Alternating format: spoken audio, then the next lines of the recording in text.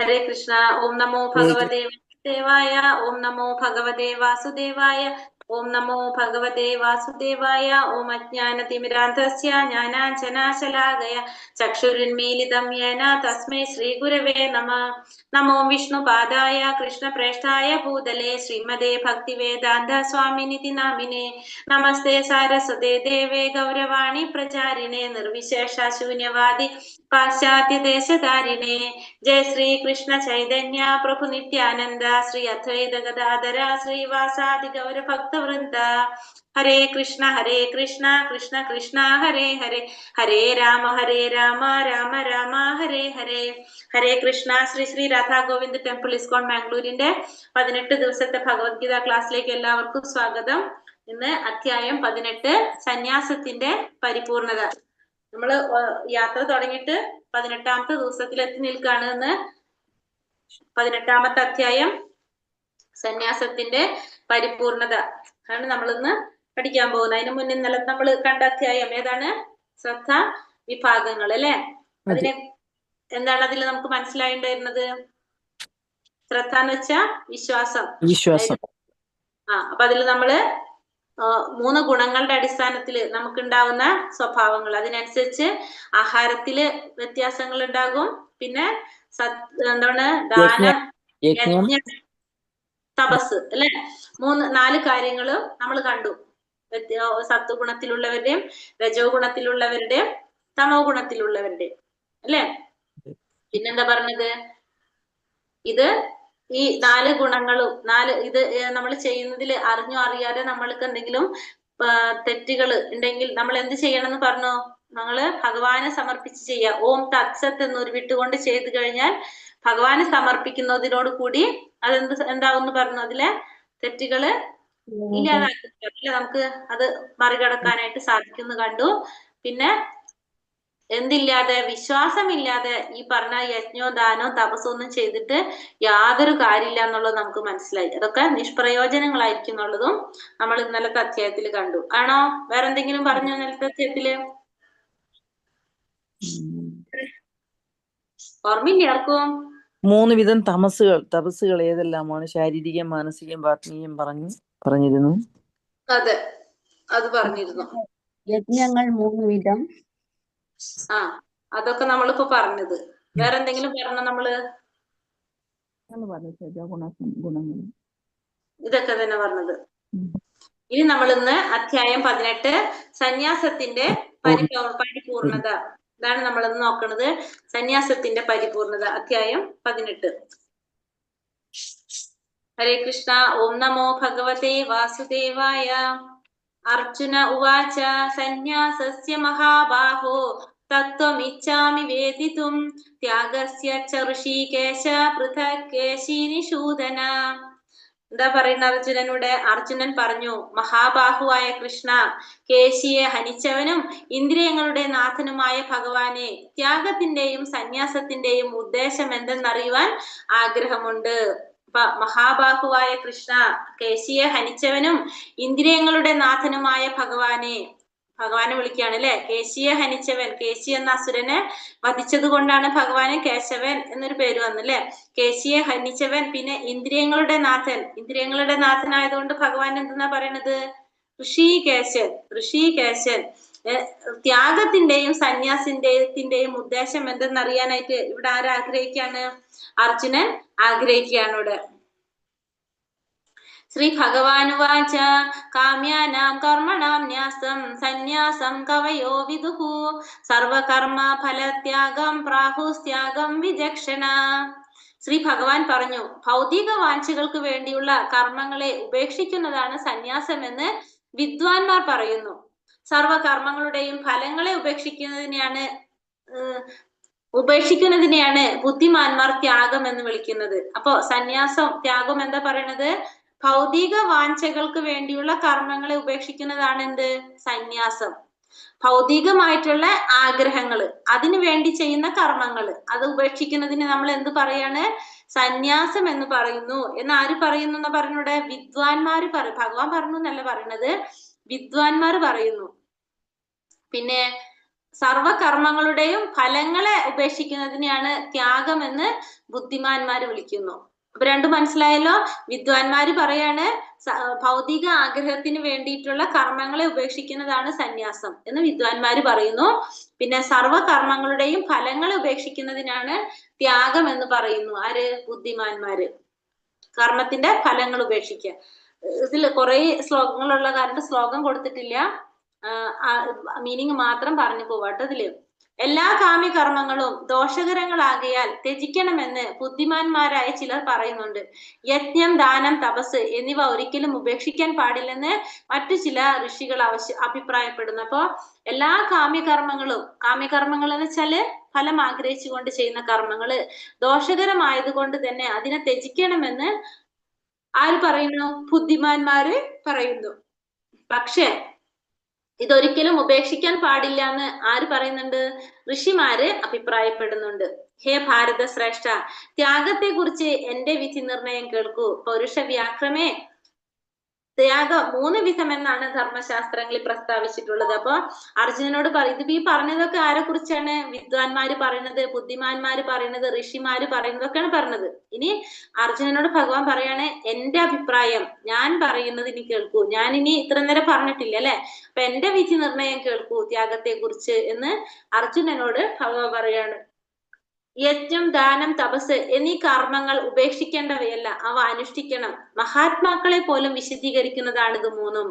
ഭഗവാൻ എന്താ പറയണപ്പോ?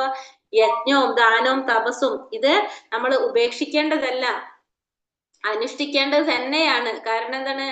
മഹാത്മാക്കളെ പോലും ശുദ്ധീകരിക്കാനായിട്ട് എന്തുകൊണ്ട് സാധിക്കും? ഇത്തരത്തിലുള്ള കർമ്മങ്ങൾ കൊണ്ട്, യജ്ഞങ്ങൾ കൊണ്ടും ദാനം കൊണ്ട് തപസ് കൊണ്ട് സാധിക്കും.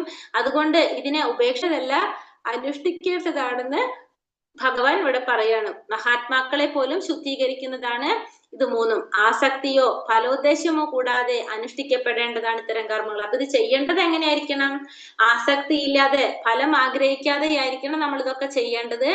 ഈ കർമ്മങ്ങള് ഹേ പാർത്ഥ, കർത്തവ്യ നിർവഹണം എന്ന നിലയിലാണ് അവ നിറവേറ്റേണ്ടത്. ഇതാണ് എന്റെ അന്തിമമായ അഭിപ്രായം. ഇപ്പൊ ഒരു കർത്തവ്യ നിർവഹണം എന്ന നിലയില് ഇതൊക്കെ ചെയ്യണമെന്നുള്ളതാണ് ആരുടെ അഭിപ്രായം? ഭഗവാന്റെ അഭിപ്രായം. പക്ഷെ അതെങ്ങനെ ചെയ്യണം? ഫലത്തിൽ ആസക്തി കൂടാതെ, ഫലം ഉദ്ദേശ്യമോ ആസക്തിയോ കൂടാതെ അനുഷ്ഠിക്കേണ്ടതാണ് ഇത്തരത്തിലുള്ള കർമ്മങ്ങള്. അത് നിർവഹിക്കേണ്ടത് തന്നെയാണെന്നാണ് ആര് പറയുന്നത് ഇവിടെ? ഭഗവാൻ ഇവിടെ പറയുന്നത്. പക്ഷെ ചെയ്യുമ്പോ എങ്ങനെ ചെയ്യണം? ആസക്തി ഉണ്ടാവാൻ പാടില്ല, ഫലം ആഗ്രഹിക്കാൻ പാടില്ല, അങ്ങനെ ആയിരിക്കണം ചെയ്യേണ്ടത്. നിയത കർമ്മങ്ങളെ ഒരിക്കലും ഉപേക്ഷിച്ചുകൂടാ. വ്യാമോഹം കൊണ്ട് അങ്ങനെ ചെയ്യുന്നുവെങ്കിൽ ആ ത്യാഗം തമോ ഗുണത്തിലുള്ളതാണ്. അപ്പൊ ത്യാഗത്തെ കുറിച്ച് പറയുന്നതാണ് നിയത കർമ്മങ്ങള്. നമുക്ക് ഓരോരുത്തർക്കും, നമ്മൾ ഓരോ ജന്മം എടുത്തു കഴിഞ്ഞാല്, മനുഷ്യ ജന്മത്തില് നമ്മൾ എടുത്തു കഴിഞ്ഞാൽ ആ ജന്മത്തിനനുസരിച്ച് നമുക്ക് ഓരോരുത്തർക്കും ചെയ്യേണ്ടതായിട്ടുള്ള കർമ്മങ്ങൾ പറയുന്നുണ്ട്. ആ കർമ്മങ്ങള്, നിയത കർമ്മങ്ങള്, നമ്മൾ ആ ജന്മത്തില് പാലിക്കേണ്ടതായിട്ടുള്ള, നമ്മൾ ചെയ്യേണ്ടതായിട്ടുള്ള കർമ്മങ്ങൾ, ആ കർമ്മങ്ങൾ നമുക്ക് ഒരിക്കലും ഉപേക്ഷിക്കാൻ പാടില്ല. വ്യാമോഹം കൊണ്ട് അങ്ങനെ ചെയ്യുന്നുവെങ്കിൽ ആ ത്യാഗം എന്താണ്? തമോ ഗുണത്തിലുള്ളതാണ്. അപ്പൊ അങ്ങനെ നമ്മൾ ചെയ്യുന്നെങ്കിൽ അതെന്താണ്? തമോ ഗുണത്തിലുള്ള ത്യാഗമാണ്. അപ്പൊ നിയത കർമ്മങ്ങൾ നമുക്ക് ഒരിക്കലും ഉപേക്ഷിക്കാൻ പാടില്ല. അത് നമ്മൾ ഉപേക്ഷിക്കുകയാണെങ്കിൽ തമോ ഗുണത്തിലുള്ള ത്യാഗമായിട്ട് മാറും. നമ്മൾ കണ്ടു അർജുനൻ അല്ലെ, അർജുനൻ യുദ്ധം ചെയ്താതിരുന്നാലാണ് അർജുനന് പാപമേൽക്കാന്ന് കണ്ടു നമ്മൾ, ഓർമ്മയില്ലേ? കാരണം അർജുനൻ എല്ലാവരും യുദ്ധം ചെയ്യുമ്പോ പാപം കിട്ടും, പക്ഷെ അർജുനൻ യുദ്ധം ചെയ്യാതിരിക്കുമ്പോഴാണ് എന്ത് കിട്ടാന്ന് പറഞ്ഞു? പാപം കിട്ടാന്ന് പറഞ്ഞു. എന്തുകൊണ്ടാണ്? അർജുനന്റെ ക്ഷത്രിയനാണ് അർജുനൻ. ക്ഷത്രിയനായതുകൊണ്ട് തന്നെ അർജുനന്റെ ധർമ്മം എന്താണ്? യുദ്ധം ചെയ്യുക എന്നുള്ളതാണ്. അപ്പൊ അർജുനൻ ആ യുദ്ധം ചെയ്യാതിരിക്കുമ്പോഴാണ് അർജുനന് പാപമേൽക്കുക എന്ന് പറഞ്ഞു. അപ്പൊ അതേപോലെ തന്നെ നിയത കർമ്മങ്ങൾ ഒരിക്കലും നമ്മൾ ഉപേക്ഷിക്കാൻ പാടില്ല. നമ്മളത് ചെയ്യുന്നുവെങ്കിൽ, ഉപേക്ഷിക്കുന്നുവെങ്കിൽ അതെങ്ങനെയാണ്? തമോ ഗുണത്തിലുള്ള ത്യാഗമാണ്. നിയത കർമ്മങ്ങൾ ക്ലേശകരം എന്ന് വെച്ചോ ബുദ്ധിമുട്ടായി കണക്കാക്കിയോ ചെയ്യാതെ വിടുന്നത് രാജസികമായ ത്യാഗം. അത്തരം പ്രവൃത്തി ഒരിക്കലും ത്യാഗത്തിന്റെ ഉന്നതിയിലേക്ക് നയിക്കുന്നില്ല. അപ്പൊ നിയത കർമ്മങ്ങള് ക്ലേശകരമാണെന്ന് വിചാരിച്ചുകൊണ്ട്, അല്ലെങ്കിൽ ബുദ്ധിമുട്ടായിട്ട് കണക്കാക്കിയിട്ട് ചെയ്യാതെ വിട്ടുകഴിഞ്ഞാൽ അതെന്താണ്? രാജസികമായിട്ടുള്ള ത്യാഗം എന്ന് പറയാം. അതൊരിക്കലും നമ്മൾ എവിടേക്ക് നയിക്കില്ല? ഉന്നതിയിലേക്ക് നയിക്കില്ല. പിന്നെ ഭൗതിക സംഗ്രഹിതനായും ഫലം ഉദ്ദേശിക്കാതെയും തന്റെ കർത്തവ്യമാണെന്ന് മാത്രം കരുതിക്കൊണ്ട് വിധിക്കപ്പെട്ട കർമ്മം ചെയ്യുന്നവന്റെ ത്യാഗം സ്വാത്വികമായിട്ടുള്ള ത്യാഗം. അപ്പോ ഫലം ഉദ്ദേശിക്കാതെ ഭൗതിക സംഗ്രഹിതനായിട്ട് തന്റെ കർത്തവ്യമാണെന്ന് മാത്രം കരുതിക്കൊണ്ട് വിധിക്കപ്പെട്ട കർമ്മം ചെയ്യുന്നവന്റെ ത്യാഗമാണെന്ത്? സാത്വികമായിട്ടുള്ള ത്യാഗം എന്ന് പറയുന്നത്. അപ്പൊ 3 തരത്തില് ത്യാഗം കണ്ടു നമ്മള്. സാത്വികം, രാജസികം, താമസികമായിട്ടുള്ളത്. സാത്വികമായ ത്യാഗം എന്ന് പറയുന്നത് ഫലം ആഗ്രഹിക്കാതെ തന്റെ കർത്തവ്യമാണെന്ന് മാത്രം ചിന്തിച്ച് ചെയ്യുന്ന ത്യാഗം സാത്വികമായിട്ടുള്ള ത്യാഗം. എന്താണ് ബുദ്ധിമുട്ടെന്ന് കണക്കാക്കിക്കൊണ്ട് കർമ്മങ്ങൾ ചെയ്യാതെ വിടുന്നത് രാജസികമായിട്ടുള്ള ത്യാഗം. പിന്നെ നിയത കർമ്മങ്ങൾ ഒരിക്കലും ഉപേക്ഷിക്കാൻ പാടില്ല, എന്നിട്ട് നമ്മൾ ഉപേക്ഷിക്കുകയാണെങ്കിൽ അതെന്താണ്? താമോ ഗുണത്തിലുള്ള ത്യാഗം എന്ന് പറയും. അപ്പൊ 3 തരത്തില് ത്യാഗത്തിന്റെ കണ്ടു നമ്മൾ അല്ലെ? സാത്വികവും രാജസികവും തമോ ഗുണത്തിലുള്ളതും. താനും കൃഷ്ണനുമായുള്ള ബന്ധത്തെ പറ്റി അറിഞ്ഞുകൊണ്ട് പ്രവർത്തിക്കുന്ന കൃഷ്ണാവബോധനിഷ്ഠനായ മനുഷ്യൻ എപ്പോഴും മുക്താവസ്ഥയിലാണ്. തന്മൂലം അയാൾക്ക് മരണശേഷം സ്വകർമ്മ ഫലങ്ങളായ സുഖദുഃഖാനുഭവങ്ങൾക്ക് ഇടവരുന്നില്ല. അപ്പോ ഭഗവാനും താനും കൃഷ്ണനും തമ്മിലുള്ള ബന്ധത്തെ കുറിച്ച് അറിഞ്ഞുകൊണ്ട് കൃഷ്ണാവബോധനിഷ്ഠനായ മനുഷ്യൻ എപ്പോഴും എങ്ങനെയാണ്? മുക്താവസ്ഥയിലായിരിക്കും. അപ്പൊ ഭഗവാനും താനും തമ്മിലുള്ള ബന്ധത്തെ പറ്റി അറിഞ്ഞു പ്രവർത്തിക്കുന്ന ഒരു വ്യക്തി എപ്പോഴും, അതായത് ഭഗവാനും താനും തമ്മിലുള്ള ബന്ധം അറിയണമെങ്കിൽ ആ വ്യക്തി എങ്ങനെയായിരിക്കണം? ഭഗവാനെ കുറിച്ച് തത്വത്തിൽ മനസ്സിലാക്കിയ വ്യക്തിയായിരിക്കും. അപ്പൊ ആ വ്യക്തി എപ്പോഴും എങ്ങനെയായിരിക്കും? മുക്താവസ്ഥയിലായിരിക്കും. അപ്പൊ അങ്ങനെയുള്ള വ്യക്തിക്ക് മരണശേഷം എവിടെയായിരിക്കും കിട്ടാം? ഭൗതിക ലോകത്തിലല്ല അല്ലെ? സ്വകർമ്മ ഫലങ്ങളായ സുഖദുഃഖാനുഭവങ്ങൾക്ക് ഇടവരുന്നില്ല. അപ്പൊ ഒരിക്കലും അങ്ങനെയുള്ള ഒരു വ്യക്തിക്ക് എന്ത് അനുഭവിക്കേണ്ടതായിട്ട് വരില്ല? സുഖദുഃഖങ്ങൾ അനുഭവിക്കേണ്ടതായിട്ട് വരുന്നില്ല. അനാസക്തമായും രാഗദ്വേഷരഹിതമായും ഫലാസക്തി കൂടാതെയും നിയന്ത്രിതമായ വിധത്തിൽ ചെയ്യുന്ന കർമ്മം സാത്വികമായ കർമ്മം. ഇനി കർമ്മത്തെ കുറിച്ച് പറയാണ്. ഫസ്റ്റ് നമ്മൾ എന്തിനെ കുറിച്ച് പറഞ്ഞത്? ത്യാഗത്തെ കുറിച്ച് കണ്ടു. ഇനി കർമ്മത്തെ കുറിച്ച് പറയാണ്. അനാസക്തമായിട്ട്, ആസക്തി ഇല്ലാതെ, രാഗദ്വേഷരഹിതമായിട്ട്, ഫലാസക്തി കൂടാതെ നിയന്ത്രിതമായ വിധത്തിൽ കർമ്മം ചെയ്യുകയാണെങ്കിൽ അതെന്താണ്? സാത്വികമായിട്ടുള്ളത്. ആസക്തി ഇല്ലാതെ, രാഗദ്വേഷരഹിതനായിട്ട്, അദ്വന്ദ്ങ്ങളൊന്നും ഇല്ലാതെ, നമ്മള് ഗുണം ദോഷമൊന്നും നോക്കാതെ, ഫലത്തിൽ ആസക്തി ഇല്ലാതെ നിയന്ത്രിതമായ വിധത്തിൽ ചെയ്യുന്നതാണ് എന്ത്? സാത്വികമായിട്ടുള്ള കർമ്മം. തന്റെ ആഗ്രഹം നിറവേറ്റാനായിട്ട് അല്ലെങ്കിൽ മിഥ്യാഹംഭാവം കൊണ്ട് ഏറെ പ്രയാസപ്പെട്ട് ചെയ്യുന്നത് രാജസികം. അതായത് ആഗ്രഹം നിറവേറ്റാൻ വേണ്ടിയിട്ട് മിഥ്യ അഹംഭാവം കൊണ്ട് ഏറെ പ്രയാസപ്പെട്ട് നമ്മൾ ചെയ്യുകയാണെങ്കിൽ അതെന്താണ്? രാജസികമായിട്ടുള്ള കർമ്മം. തുടർന്നുണ്ടാകുന്ന കെട്ടുപാടുകളെയോ അന്യർക്കുണ്ടാകുന്ന നാശങ്ങളെയോ ക്ലേശങ്ങളെയോ അവഗണിച്ചുകൊണ്ട് ശാസ്ത്ര നിർദ്ദേശങ്ങൾക്കെതിരായി വ്യാമോഹം മൂലം ചെയ്യുന്ന കർമ്മം താമസികമായിട്ടുള്ള കർമ്മം. അപ്പോ ഒന്നാമത്തെ സാത്വികം പറയുന്നത് അനാസക്തമായിട്ട്, രാഗദ്വേഷരഹിതമായിട്ട്, ഫലാസക്തി കൂടാതെ നിയന്ത്രിതമായ വിധത്തിൽ ചെയ്യുന്നത് സാത്വികമായിട്ടുള്ള കർമ്മം. തന്റെ ആഗ്രഹം നിറവേറ്റാനായിട്ട് മിഥ്യാഹംഭാവം കൊണ്ട് ഏറെ പ്രയാസപ്പെട്ട് ചെയ്യുന്നത് രാജസികം. ആഗ്രഹം നിറവേറ്റാൻ വേണ്ടിയിട്ട് മിഥ്യാഹംഭാവം കൊണ്ട് ഏറെ പ്രയാസപ്പെട്ട് ചെയ്യുന്നത് രാജസികം. പിന്നെന്താണ്? മറ്റുള്ളവർക്ക് ഉണ്ടാകുന്ന നഷ്ടങ്ങളോ ക്ലേശങ്ങളോ ഒന്നും അവഗണിക്കാതെ ശാസ്ത്ര നിർദ്ദേശങ്ങൾക്കെതിരായിട്ട് പ്രവർത്തിക്കുന്നത് താമസികമായിട്ടുള്ള കർമ്മം എന്ന് പറയാം. അപ്പൊ 3 തരത്തില് കർമ്മം കണ്ടു. ഒന്ന് അനാസക്തമായിട്ട്, ആസക്തി ഇല്ലാതെ, ഫലത്തിൽ ആസക്തി ഇല്ലാതെ നിയന്ത്രിതമായ വിധത്തിൽ ചെയ്യുന്നത് സാത്വികം. അഹങ്കാരം കൊണ്ട്, മിഥ്യാഹംഭാവം കൊണ്ട് അല്ലെങ്കിൽ ആഗ്രഹം നിറവേറ്റാൻ വേണ്ടിയിട്ട് പ്രയാസപ്പെട്ട് ചെയ്യുന്നത് രാജസികം. മറ്റുള്ളവർക്ക് ഉണ്ടാകുന്ന ബുദ്ധിമുട്ടുകളൊന്നും പരിഗണിക്കാതെ അവർക്കുണ്ടാകുന്ന നാശത്തേക്ക് അവഗണിച്ചുകൊണ്ട് ശാസ്ത്രവിരുദ്ധമായിട്ട് ചെയ്യുന്നത് താമസികമായിട്ടുള്ള കർമ്മം. അപ്പൊ 3 തരത്തിലുള്ള കർമ്മത്തെ കുറിച്ച് നമ്മൾ കണ്ടു.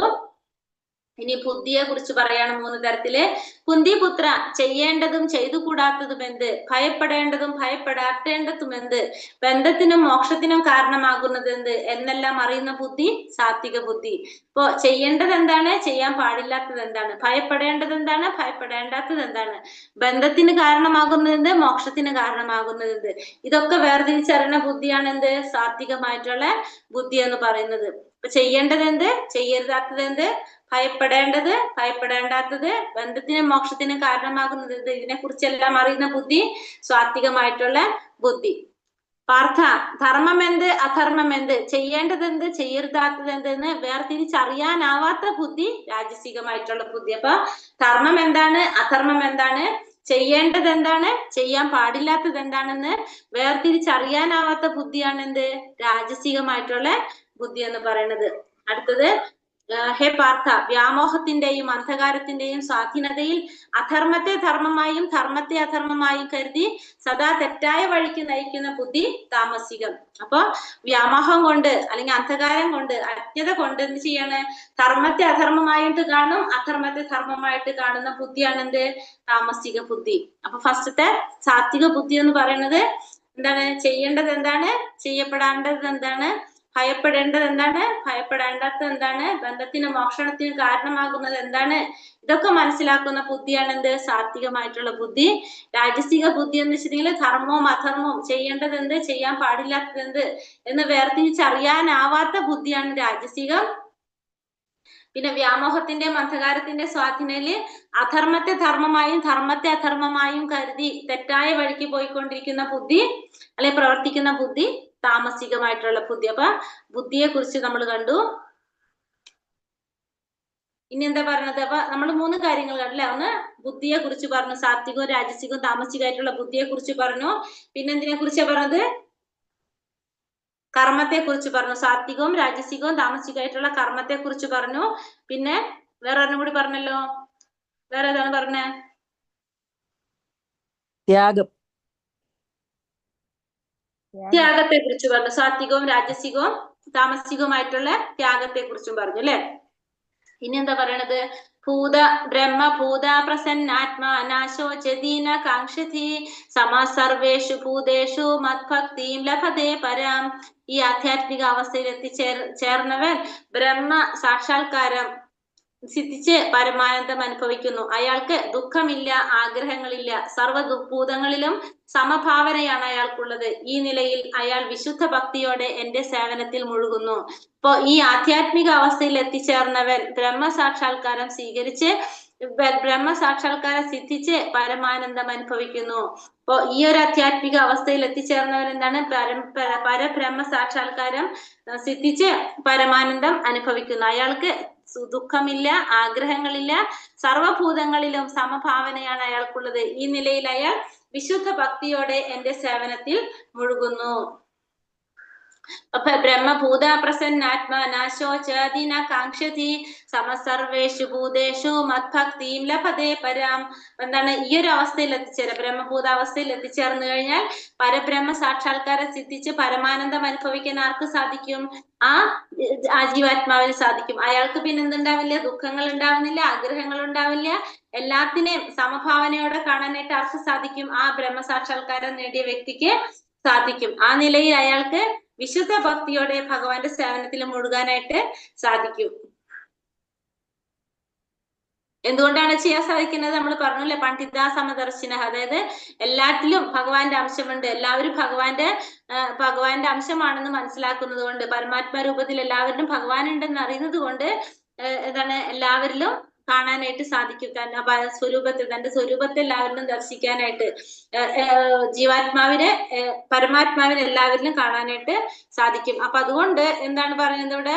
വിശുദ്ധ ഭക്തിയോടെ ഭഗവാന്റെ സേവനത്തിൽ മുഴുകാനായിട്ട് സാധിക്കും. കാരണം എല്ലാത്തിനെയും സമഭാവനയോടെയാണ് വ്യക്തി കാണുന്നത്. ഭക്തിയ മാമാപി ജാനാതി യാവാൻ യച്ഛാസ്മി തത്വതഃ തതോ മാം തത്വതോ ജ്ഞാതോ വിശദേ തദനന്തരം. ഭക്തിയുടെ സേവനം കൊണ്ട് മാത്രമേ ഞാനാണ് പരമദിവ്യോത്തമ പുരുഷനാണെന്ന് സത്യം അറിയാൻ കഴിയൂ. ആ ഭക്തി കൊണ്ട് തന്നെ എന്നെ കുറിച്ച് പൂർണ്ണബോധം നേടുമ്പോൾ അയാൾക്ക് ദൈവ സാമ്രാജ്യത്തിൽ പ്രവേശിക്കാൻ കഴിയും. അപ്പൊ ഭക്തി കൊണ്ട് മാത്രമേ എന്ത് സാധിക്കുള്ളൂ? ഞാനാണ് പരമദിവ്യോത്തമ പുരുഷൻ എന്ന സത്യം അറിയാനായിട്ട് കഴിയുള്ളൂ. ഭക്തി കൊണ്ട് എന്നെ കുറിച്ച് പൂർണ്ണബോധം നേടുമ്പോൾ അയാൾക്ക് ദൈവ സാമ്രാജ്യത്തിൽ പ്രവേശിക്കാൻ കഴിയും. അപ്പൊ ഭഗവാനെ കുറിച്ച് അറിയണമെങ്കിൽ ഭക്തിയുടെ സേവനം കൊണ്ട് മാത്രമേ അറിയാനായിട്ട് സാധിക്കുള്ളൂ. ഭഗവാനാണ് പരമദിവ്യോത്തമ പുരുഷൻ എന്നുള്ള സത്യം മനസ്സിലാക്കണമെങ്കിൽ അതെങ്ങനെ സാധിക്കുള്ളൂ? ഭക്തിയുടെ സേവനം കൊണ്ട് മാത്രമേ നടക്കുള്ളൂ. ആ ഭക്തി കൊണ്ട് വേണം അറിയാനായിട്ട്. ഭഗവാനെ കുറിച്ച് അറിയണമെങ്കിൽ എങ്ങനെ അറിയാൻ സാധിക്കുള്ളൂ? ഭക്തി കൊണ്ടേ അറിയാനായിട്ട് സാധിക്കുള്ളൂ. അങ്ങനെയാണെങ്കിൽ മാത്രമേ ഭഗവാന്റെ ആ ദിവ്യ സാമ്രാജ്യത്തിൽ അല്ലെങ്കിൽ ദൈവിക സാമ്രാജ്യത്തിലേക്ക് പ്രവേശിക്കാനായിട്ട് സാധിക്കുള്ളൂ. സർവകർമാണ്യപി സദാ കുർവാണോ മദ്വ്യപാശ്രയഃ മത്പ്രസാദാദവാപ്നോതി ശാശ്വതം പദമവ്യയം. ഏതുതരം പ്രവർത്തികളിൽ ഏർപ്പെട്ടിരുന്നാലും എന്നെ മാത്രം ആശ്രയിക്കുന്ന എന്റെ വിശുദ്ധ ഭക്തന്മാർ എന്റെ കാരുണ്യത്താലും സംരക്ഷണത്താലും അനശ്വരവും ശാശ്വതവുമായ എന്റെ ധാമം പ്രാപിക്കും. അപ്പൊ ഏതു തരം പ്രവൃത്തിയിൽ ഏർപ്പെട്ടിരുന്നാലും ഭഗവാനെ മാത്രം ആശ്രയിക്കുന്ന ഭഗവാന്റെ വിശുദ്ധ ഭക്തന്മാര് എന്റെ കാരുണ്യം കൊണ്ടും അതുപോലെ തന്നെ സംരക്ഷണം കൊണ്ടും അനശ്വരവും ശാശ്വതമായ എന്റെ ധാമം പ്രാപിക്കും. അപ്പൊ ഏത് തരത്തിലുള്ള പ്രവർത്തികളിൽ ഏർപ്പെട്ടിരുന്നാലും ശരി, ഭഗവാനെ മാത്രം ആശ്രയിക്കുന്ന ഭഗവാന്റെ വിശുദ്ധ ഭക്തന്മാര് അവർ എന്തൊക്കെ പ്രവർത്തികൾ ചെയ്തിരുന്നാലും ഭഗവാന്റെ മാത്രം ആശ്രയിച്ചു കൊണ്ടിരിക്കുന്ന ഭഗവാന്റെ ഭക്തന്മാര് ഭഗവാന്റെ കാരുണ്യം കൊണ്ട് അല്ലെങ്കിൽ സംരക്ഷണം കൊണ്ട് അവർക്ക് എന്ത് സംഭവിക്കും? അനശ്വരമായിട്ടുള്ള ഭഗവാന്റെ ആ ധാമത്തിൽ പ്രവേശിക്കാനായിട്ട് അവർക്ക് സാധിക്കും, പ്രാപിക്കാനായിട്ട് സാധിക്കും. മച്ചിത്ത സർവദുർഗാണി മത്പ്രസാദാതരിഷ്യസി അഥാ ചേതോ മഹങ്കാര നാശോഷ്യസി വിനക്ഷ്യസി. എന്നെ കുറിച്ച് ബോധവാനായിരുന്നാൽ നിനക്ക് എന്റെ പ്രസാദം കൊണ്ട് തന്നെ ജീവിതത്തിന്റെ സകല ക്ലേശങ്ങളെയും അതിജീവിക്കാൻ കഴിയും. ആ ബോധത്തോടെ പ്രവർത്തിക്കാതെ മിഥ്യാഹങ്കാരം കൊണ്ട് എന്റെ അഭിമതം അനുസരിക്കാതെ പോയാലാകട്ടെ നാശമാകും ഫലം.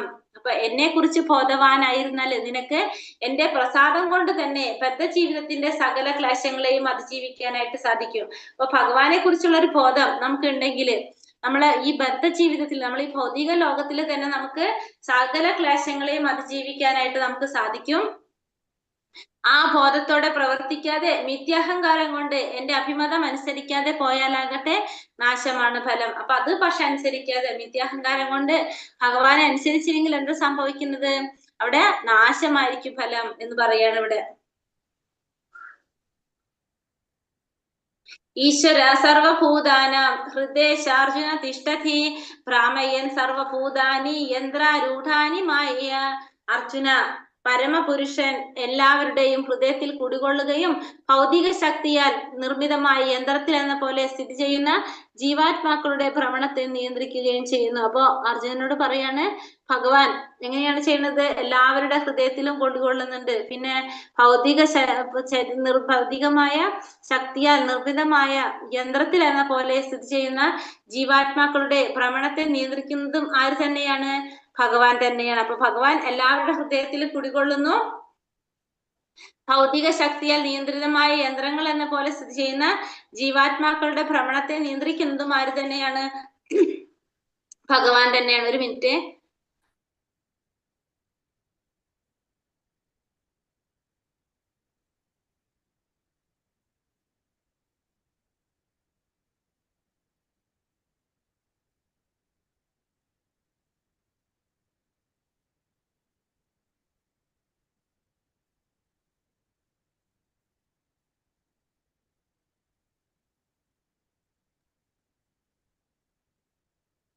തമേവ ശരണം ഗച്ഛ സർവഭാവേന ഭാരത തത്പ്രസാദാത് പരാം ശാന്തി സ്ഥാനം പ്രാപ്സ്യസി ശാശ്വതം. ഹേ ഭാരത, ആ പരമപുരുഷനെ ആത്മാർപ്പണം ചെയ്യൂ. അപ്പൊ അർജുനനോട് പറയാണ്, ഹേ ഭാരത, ആ പരമപുരുഷന് ആത്മാർപ്പണം ചെയ്യൂ. അവിടത്തെ പ്രസാദം കൊണ്ട് നീ പരമമായ ശാന്തി നേടും, ശാശ്വതമായ പരമപദം പ്രാപിക്കും. അപ്പോ ആ പരമപുരുഷനെ എന്ത് ചെയ്യണം? ആത്മാർപ്പണം ചെയ്യണം.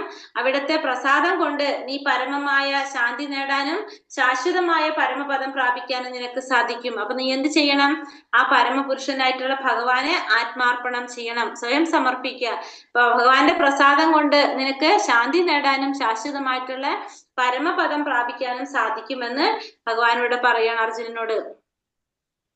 ഇതി തേ ജ്ഞാനമാഖ്യാതം ഗുഹ്യാത് ഗുഹ്യതരം മയാ വിമൃശൈതദശേഷേണാത് യഥേച്ഛസി തഥാ കുരു. ഇപ്രകാരം അതിരഹസ്യമായ ജ്ഞാനമാണ് ഞാൻ നിനക്ക് വിവരിച്ചു തന്നത്. ഇനി സമഗ്രമായി ആലോചിച്ചതിന് ശേഷം ഹിതമെന്ന് തോന്നുന്നത് എന്തോ അത് ചെയ്യുക. അപ്പൊ ഇപ്രകാരം ഞാൻ നിനക്ക് അതിരഹസ്യമായിട്ടുള്ള ജ്ഞാനമാണ് നിനക്ക് ഞാൻ ഇവിടെ വിവരിച്ചു തന്നത്. ഇനി നീ എന്ത് ചെയ്യണം? സമഗ്രമായി ആലോചിച്ചതിന് ശേഷം നിനക്ക് ഹിതമെന്തും തോന്നുന്നതെന്തോ അത് ചെയ്യുക എന്ന് പറയണം. അപ്പൊ ഇപ്രകാരം ഞാൻ നിനക്ക് എന്താണ് രഹസ്യമായിട്ടുള്ള ജ്ഞാനത്തെ കുറിച്ചൊക്കെ ഞാൻ നിനക്ക് വിവരിച്ചു തന്നു. ഇനി നീ എന്ത് ചെയ്യാ? സമഗ്രമായിട്ട് ആലോചിച്ചതിന് ശേഷം ഏതാണോ നിനക്ക് ശരി ഏത് നീ ചെയ്യാ. അപ്പൊ അർജുനനോട് ഭഗവാൻ ഒരിക്കലും ഇവിടെ നിർബന്ധിക്കുന്നില്ല അല്ലെ. അർജുനൻ എന്താ പറഞ്ഞത്? എല്ലാം പറഞ്ഞു കൊടുത്തു അർജുനന്. എന്താണ് ശരി എന്താണ് തെറ്റെന്നൊക്കെ പറഞ്ഞു കൊടുത്തിട്ട് പറയാണ്, ഇനി നിനക്ക് എന്താണോ ശരിയെന്ന് തോന്നുന്നത് അത് ചെയ്യാൻ, നീ നിന്റെ യുക്തിക്കനുസരിച്ച് പ്രവർത്തിക്കാനാണ് ഇവിടെ അർജുനനോട് ഭഗവാൻ പറയുന്നത്. മന്മനാഭവ മദ്ഭക്തോ മത്യാജീമാ നമസ്കുരു മാമേ വൈഷ്യസി സത്യം തേ പ്രതിജാനേ പ്രിയോസിമേ. എപ്പോഴും എന്നെ ഓർക്കുക, എന്റെ ഭക്തനാവുക, എന്നെ ആരാധിക്കുകയും പ്രണമിക്കുകയും ചെയ്യുക. ഇങ്ങനെ ചെയ്തു പോന്നാൽ നിശ്ചയമായും നിനക്ക് എന്നെ പ്രാപിക്കാം. ഞാൻ തീർത്തു പറയുന്നു, എന്തെന്നാൽ എനിക്ക് പ്രിയപ്പെട്ടവനാണ് നീ. ഇവിടെ എന്താ പറയുന്നത്? മന്മനാഭവ മദ്ഭക്തോ മത്യാജീമാ നമസ്കുരു മാമേ വൈഷ്യസി സത്യം തേ പ്രതിജാനേ പ്രിയോസിമേ. എപ്പോഴും എന്നെ ഓർക്കുക, എന്റെ ഭക്തനാവുക, എന്നെ ആരാധിക്കുകയും പ്രണമിക്കുകയും ചെയ്യുക. ഇങ്ങനെ ചെയ്തു പോന്നു കഴിഞ്ഞാൽ നിനക്ക് നിശ്ചയമായിട്ടും എന്നെ പ്രാപിക്കാനായിട്ട് സാധിക്കും. ഞാൻ തീർത്തു പറയുന്നു, എന്തെന്നാൽ എനിക്ക് ഏറ്റവും പ്രിയപ്പെട്ടവനാണ് ആര്? നീ എന്ന് ഭഗവാനോട് പറയാണ്. സർവധർമാൻ പരിത്യജ്യ മാമേകം ശരണം വ്രജ അഹം ത്വാം സർവപാപേഭ്യോ മോക്ഷയിഷ്യാമി മാം ശുചഃ. സർവധർമ്മങ്ങളെയും ത്യജിച്ച് എന്നിൽ ശരണം തേടുക, ഞാൻ നിന്നെ സകല പാപ പ്രതികരണങ്ങളിൽ നിന്ന് മോചിപ്പിക്കാൻ ഭയപ്പെടേണ്ട. അപ്പൊ എല്ലാ ധർമ്മങ്ങളും ത്യജിച്ച് നീ എന്ത് ചെയ്യണം? എന്നിൽ ശരണം തേടുക. കാരണം ഞാൻ നിന്നെ എല്ലാ തരത്തിലുള്ള പാപ പ്രതികരണങ്ങളിൽ നിന്ന് മോചിപ്പിക്കാൻ ഭയപ്പെടേണ്ടതെന്ന് പറഞ്ഞപ്പോ ഏത് തരത്തില് പാപം നീ ചെയ്താലും അതിൽ നിന്നൊക്കെ ഞാൻ നിന്നെ എന്താ പറയുക മോചിപ്പിക്കാം. നീ ഭയപ്പെടേണ്ട. നീ എന്ത് ചെയ്യണം? എല്ലാ ധർമ്മങ്ങളും വിട്ട് എന്നിൽ ശരണം തേടാനാണ് ഇവിടെ ലാസ്റ്റ് വന്നിട്ട് അർജുനനോട് ഭഗവാനോട് പറയുന്നത്. അപ്പൊ ഒന്നും ചെയ്യേണ്ട ആവശ്യമില്ല. നീ എന്ത് മാത്രം ചെയ്യാ? എന്നെ ശരണം തേടുക. അത് മാത്രം ചെയ്താൽ മതി. എല്ലാ ധർമ്മങ്ങളും ത്യജിച്ച് എന്നിൽ ശരണം തേടുക. അപ്പൊ ഞാൻ നിന്നെ എല്ലാ തരത്തിലുള്ള പാപ പ്രതികരണങ്ങളിൽ നിന്നും നിന്നെ മോചിപ്പിക്കാം. നിനക്ക് ഭയപ്പെടേണ്ട ആവശ്യമില്ല എന്നോട് ഭഗവാൻ അർജുനനോട് പറഞ്ഞു കൊടുക്കാണ്. ഇദം പരമം ഗുഹ്യം മദ്ഭക്തേഷിഭിധാസിധി ഭക്തിമയി പരാം കൃത്വാ മാമേ വൈഷ്യത്യ സംശയ. പരമ രഹസ്യമായി ജ്ഞാനത്തെ എന്റെ ഭക്തന്മാർക്ക് ഉപദേശിക്കുന്നവന് ശുദ്ധ ഭക്തിയുടെ സേവനം സുനിശ്ചിതമാണ്. അവസാനം അയാൾ എന്നിലേക്ക് തിരിച്ചെത്തുകയും ചെയ്യുക. അപ്പൊ പരമരഹസ്യമായ ഈ ജ്ഞാനം ഭഗവാന്റെ ഭക്തന്മാർക്ക് ഉപദേശിച്ചു കൊടുക്കുന്നവന് എന്തുറപ്പാണ്? ശുദ്ധ ഭക്തിയുടെ സേവനം സുനിശ്ചിതമാണ്. അവസാനം അയാൾ എവിടേക്ക് തന്നെ തിരിച്ചെത്തും? ഭഗവാന്റെ അടുത്തേക്ക് തിരിച്ചെത്തും. അപ്പൊ ഭഗവാനെ കുറിച്ചിട്ടുള്ള ഈ അറിവ് മറ്റുള്ളവർക്ക് പകർന്നു കൊടുക്കുന്നവര് ഭഗവാൻ ഏറ്റവും പ്രിയപ്പെട്ടവരാണ്. അവര് ഭഗവാനിലേക്ക് തന്നെ മടങ്ങി തിരിച്ചെത്തുന്നത് ഭഗവാനോട് പറയാണ്. നച്ച തസ്മാൻ മനുഷ്യേഷു കശ്ചിൻ മേ പ്രിയ കൃതമഃ ഭവിതാ മേ തസ്മാ ധന്യ പ്രിയതരോ ഭുവി. അങ്ങനെയുള്ള ഒരു ഭൃത്യനേക്കാൾ എനിക്ക് പ്രിയങ്കരനായിട്ട് ഈ ലോകത്തിൽ മറ്റൊരാളില്ല, ഇനി ഒരിക്കലും ഉണ്ടാവുകയുമില്ല. അപ്പൊ അങ്ങനെയുള്ളൊരു ഭൃത്യനേക്കാൾ എനിക്ക് പ്രിയങ്കരനായിട്ട് ഈ ലോകത്തിൽ മറ്റൊരാരുമില്ല, ഇനി അതൊരിക്കലും ഉണ്ടാവുകയുമില്ല എന്ന് പറയണം. അപ്പൊ ഇങ്ങനെയുള്ളൊരു ഭൃത്യനേക്കാൾ എനിക്ക് പ്രിയപ്പെട്ടവനായിട്ട് ഈ ലോകത്തില് വേറെ ആരുമില്ല. അപ്പൊ അത്രയും പ്രിയപ്പെട്ടവനാണ് ആര്? എങ്ങനെയുള്ള ഭൃത്യനെ കുറിച്ചാ പറയുന്നത്? എങ്ങനെയുള്ള ഒരു ഭൃത്യനെ കുറിച്ചാണ് പറയുന്നത് ഭഗവാനോട്? ഹരേ കൃഷ്ണ. എല്ലാ ധർമ്മങ്ങളും ഭഗവാനെ ത്യജിച്ച് ഭഗവാനിൽ ശരണം പ്രാപിച്ച ഒരു ഭക്തൻ അല്ലെ. അങ്ങനെയുള്ള ഒരു ഭൃത്യനേക്കാൾ എനിക്ക് പ്രിയങ്കരനായിട്ട് ഇനി വേറെ ആരുമില്ല. എങ്ങനെയുള്ളവരാണ്? ഭഗവാന്റെ ഭഗവത്ഗീത അല്ല ഭഗവത്ഗീത എന്ന് പറഞ്ഞിട്ടില്ല, പക്ഷെ ഭഗവാന്റെ ഇത്തരത്തിലുള്ള പുസ്തകങ്ങൾ അല്ലെ. ഭഗവാൻ എന്താ പറഞ്ഞത്? 68 എന്താ പറഞ്ഞത്? ഭഗവാന്റെ ഈ ജ്ഞാനം ഭഗവാന്റെ ഭക്തന്മാർക്ക് പകർന്നു കൊടുക്കുക. അത്തരത്തിൽ ശുദ്ധ ഭക്തിയുടെ സേവനം ചെയ്യുന്നവര് ഭഗവാനിലേക്ക് എത്തുന്നുള്ളത് സുനിശ്ചിതമാണ്. അങ്ങനെയുള്ള ഒരു ഭക്തിനേക്കാൾ ഭഗവാൻ ഏറ്റവും പ്രിയപ്പെട്ടവനായിട്ട് ഈ ലോകത്തിൽ വേറെ ആരുമില്ല, ഇനി ഉണ്ടാവുന്നില്ല എന്നാ പറയുന്നത്. അപ്പൊ ഈ ഭഗവത്ഗീത പോലുള്ള ഗ്രന്ഥങ്ങളെ കുറിച്ച് മറ്റുള്ളവർക്ക് പകർന്നു കൊടുക്കുന്നവര് ഭഗവാൻ ഏറ്റവും പ്രിയപ്പെട്ടവരാണെന്ന് പറയാണ് ഇവിടെ. നമ്മൾ തമ്മിൽ നടത്തുന്ന പാവനമായ ഈ സംഭാഷണം പഠിച്ചറിയുന്നവർ ബുദ്ധി കൊണ്ട് എന്നെ ആരാധിക്കുകയാണ് ചെയ്യുന്നതെന്ന് ഞാൻ പ്രഖ്യാപിക്കുന്നു. അപ്പൊ നമ്മൾ തമ്മിൽ നടത്തുന്ന ഈ പരിപാവനമായ സംഭാഷണം പഠിച്ചറിയുന്നവർ എന്താ ചെയ്യുന്നത്? ബുദ്ധി കൊണ്ട് എന്നെ ആരാധിക്കുകയാണ് ചെയ്യുന്നതെന്ന് ഞാനിവിടെ പ്രഖ്യാപിക്കുന്നു. കുന്തിപുത്രനായ ധനഞ്ജയ, നീ ഇതെല്ലാം ശ്രദ്ധയോടുകൂടി കേട്ടില്ലേ? അജ്ഞാനത്താൽ നിന്നുള്ളവായ നിന്റെ വ്യാമോഹം ഇപ്പോൾ നീങ്ങില്ലേ? അപ്പൊ അർജുനനോട് ചോദിക്കാണ്, കുന്തിപുത്രനായ ധനഞ്ജയ, നിന്റെ വ്യാമോഹം ഇപ്പൊ മാറിയില്ലേ എന്ന് ചോദിക്കാം. നിനക്ക് അജ്ഞാനം കൊണ്ടുണ്ടായിരുന്ന നിന്റെ വ്യാമോഹം ഇപ്പൊ തീർന്നില്ലേ എന്ന് ചോദിക്കാണ്. അർജുനൻ അപ്പൊ എന്താ പറയണത്? അല്ലയോ പ്രിയപ്പെട്ട കൃഷ്ണ, അച്യുത, ഇപ്പോൾ എന്റെ വ്യാമോഹം തീർന്നു. അങ്ങയുടെ കരുണ കൊണ്ട് എന്റെ ബുദ്ധി തിരിച്ചു കിട്ടി. ഞാൻ ഇപ്പോൾ ദൃഢനും സംശയരഹിതനുമാണ്. അങ്ങയുടെ ആജ്ഞയനുസരിച്ച് പ്രവർത്തിക്കാൻ തയ്യാറായിരിക്കുന്നു. അപ്പൊ അർജുനൻ പറയാണ്, എന്റെ വ്യാമോഹം മാറി, എന്റെ ബുദ്ധി തിരിച്ചു കിട്ടി, ഞാനിപ്പോ ദൃഢനാണ്, സംശയരഹിതനാണ്, എന്റെ സംശയങ്ങളൊക്കെ മാറി, ഞാനിപ്പോ അങ്ങയുടെ ആജ്ഞയനുസരിച്ച് അങ്ങയ്ക്ക് വേണ്ടി പ്രവർത്തിക്കാനായിട്ട് തയ്യാറായിരിക്കുന്നു എന്നോട് അർജുനൻ പറയാണ്. സഞ്ജയൻ പറഞ്ഞു, ഇപ്രകാരം മഹാത്മാക്കളായ കൃഷ്ണാർജുനന്മാർ തമ്മിൽ നടത്തിയ ഈ സംഭാഷണം ഞാൻ കേട്ടു. അത്ഭുതകരമായ ഈ സന്ദേശം എന്നെ കോൾമയർ കൊള്ളിക്കുന്നു. യോഗേശ്വരനായ കൃഷ്ണൻ തന്നെ അർജുനനെ പരമരഹസ്യമായ ഈ യോഗം ഉപദേശിച്ചത് വ്യാസദേവന്റെ അനുഗ്രഹത്താൽ എനിക്ക് നേരിട്ട് കേൾക്കാനായിട്ട് ഇടവന്നു. കൃഷ്ണാർജുനന്മാരുടെ അത്ഭുതകരമായ ഈ പുണ്യ സംവാദം വീണ്ടും വീണ്ടും ഓർത്തോർത്ത് ഞാൻ അനുനിമിഷം ആനന്ദപുളകിതനാകുന്നു രാജാവേ. അല്ലയോ രാജാവേ, കൃഷ്ണന്റെ അത്ഭുതാവഹമായ ആ രൂപം ഓർക്കും തോറും എനിക്ക് വിസ്മയം വർദ്ധിക്കുന്നു, വീണ്ടും വീണ്ടും സന്തോഷമുണ്ടാകുന്നു. എന്താ പറയുന്നത്? അപ്പൊ സഞ്ജയൻ പറയണം. ആരോടെ സഞ്ജയൻ പറഞ്ഞു കൊടുക്കുന്നത്? ധൃതരാഷ്ട്രയുടെ അടുത്ത്, അല്ലെ? രാജാവിന്റെ അടുത്ത് പറഞ്ഞു കൊടുക്കാണ്. എന്താണ്? ഇവരുടെ തമ്മിലുള്ള സംഭാഷണം, അത്ഭുതകരമായ സന്ദേശം എന്നെ കോൾമയർ കൊള്ളിക്കാണ്. യോഗേശ്വരനായ കൃഷ്ണൻ തന്നെയാണ് അർജുനന് രഹസ്യമായിട്ടുള്ള യോഗം ഉപദേശിച്ചു കൊടുത്തത്. വ്യാസദേവന്റെ അനുഗ്രഹം കൊണ്ട് എനിക്കത് നേരിട്ട് കാണാനും ഇടവന്നു എന്ന് പറയാണ്. പിന്നെന്താ പറയുന്നത്? കൃഷ്ണാർജുനന്മാർ നടത്തുന്ന ഈ അത്ഭുതകരമായ സംവാദം വീണ്ടും വീണ്ടും ഓർത്തോർത്ത് ഞാൻ എന്ത് സംഭവിക്കാണ്? ആനന്ദപുളകിതനാകാണ് രാജാവേ. പിന്നെ ആ കൃഷ്ണന്റെ അത്ഭുതാവഹമായ രൂപം ഓർക്കും തോറും എനിക്ക് വിസ്മയം വർദ്ധിക്കുന്നു, വീണ്ടും വീണ്ടും സന്തോഷം ഉണ്ടാകാണ് എന്നൂടെ സഞ്ജയൻ രാജാവിനോട്, ധൃതരാഷ്ട്രോട് പറയാണ്. എത്ര യോഗേശ്വര കൃഷ്ണോ എത്ര പാർത്ഥാധൻ ഉത്തരഹ തത്ര വിജയോ ഭൂതിർ ധ്രുവ നിതിർമതിർമമ. എത്ര യോഗേശ്വരനായ കൃഷ്ണനുണ്ട്, എവിടെ യോഗേശ്വരനായ കൃഷ്ണനുണ്ടോ, എവിടെ വില്ലാളി വീരനായ കൃഷ്ണനുണ്ടോ, എവിടെ വില്ലാളി വീരനായ അർജുനനുണ്ടോ, എവിടെയാണ് ഐശ്വര്യവും, അവിടെയാണ് എന്തുണ്ടാവുന്നത്? ഐശ്വര്യവും അസാധാരണ ശക്തിയും നീതിയും ഉള്ളത്. ഇതാണ് എന്റെ അഭിപ്രായം. അപ്പൊ എവിടെയാണ് യോഗേശ്വരനായ കൃഷ്ണനുള്ളത്, എവിടെയാണോ വില്ലാളി വീരനായിട്ടുള്ള അർജുനനുള്ളത്, അവിടെയാണ് എന്തുണ്ടാവുക? ഐശ്വര്യവും വിജയവും ഉണ്ടാവുക, അസാധാരണ ശക്തി ഉണ്ടാകുക. ഇതാണ് എന്റെ അഭിപ്രായം എന്ന് ഇവിടെ ആര് പറയാണ്? സഞ്ജയൻ പറയാണ്. ഹരേ കൃഷ്ണ കൃഷ്ണ കൃഷ്ണ ഹരേ ഹരേ, ഹരേ രാമ രാമ രാമ ഹരേ ഹരേ. വഞ്ചാകൽപതരൂപേശ്ച കൃപാ സിന്ധോഭ്യ ഏവ ച പതിതാനാം പാവനേഭ്യോ വൈഷ്ണവേഭ്യോ നമോ നമ. അനന്തകോടി വൈഷ്ണവൃന്ദി കി ജയ്. ശ്രീല പ്രഭുപാദ് കി ജയ്. ഗുരുദേവ് കി ജയ്. നിതായ് ഗൗരപ്രമാനന്ദേ. ഹരി ഹരി ബോൽ. ഹരേ കൃഷ്ണ. സർവം കൃഷ്ണാർപ്പണമസ്തു. ഓം തത്സത്. ഹരേ കൃഷ്ണ. എല്ലാവർക്കും പ്രണാമം. ഹരേ കൃഷ്ണ. നമ്മളെ ഭഗവാന്റെ കാരുണ്യം കൊണ്ട് 18 ദിവസത്തെ നമ്മുടെ ഭഗവത്ഗീത നമുക്ക് കംപ്ലീറ്റ് ചെയ്യാൻ സാധിച്ചു. 1-ാമത്തെ അധ്യായം തൊട്ട് 18 അധ്യായം വരെ നമുക്കതിൽ ഇരിക്കാനായിട്ട് സാധിച്ചത് ഭഗവാന്റെ കാരുണ്യം കൊണ്ട് മാത്രമാണത്. നമ്മളുടേതായിട്ടുള്ള യാതൊന്നും ഉണ്ടാവില്ല നിങ്ങളുടെ ഭാഗത്തും നമ്മളുടെ ഭാഗത്തും. കാരണം ഭഗവാന്റെ അനുഗ്രഹം ഇല്ലാതെ നമുക്കിത് ചെയ്യാൻ സാധിക്കില്ല, അല്ലെ? നമുക്ക് മനസ്സിലായിട്ടില്ലാണ്. ഹരേ കൃഷ്ണ. എല്ലാവർക്കും നന്ദി. ഹരേ കൃഷ്ണ. നമുക്ക് ക്വസ്റ്റ്യൻ ആൻസർ നോക്കാം.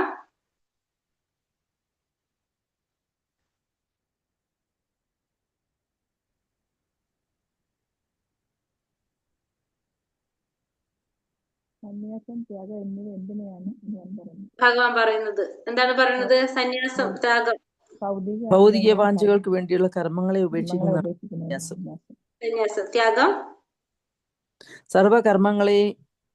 കർമ്മങ്ങളുടെയും ഫലങ്ങളെ ഉപേക്ഷിക്കുന്നതിനെയാണ് ബുദ്ധി ത്യാഗം. 5-ാമത്തെ ശ്ലോകത്തിൽ എന്താ പറഞ്ഞത്? 5-ൽ യജ്ഞം, ദാനം, തപസ് എന്നിവ ഉപേക്ഷിക്കേണ്ടവയല്ല, അവ അനുഷ്ഠിക്കപ്പെടണം. യജ്ഞങ്ങളും ദാനങ്ങളും തപസ്സുകളും നമ്മൾ ഉപേക്ഷിക്കാൻ പാടില്ല. നമ്മൾ എന്ത് ചെയ്യണത്? അനുഷ്ഠിക്കണം. അതൊക്കെ എങ്ങനെയാണ് യജ്ഞങ്ങൾ ചെയ്യേണ്ടത്?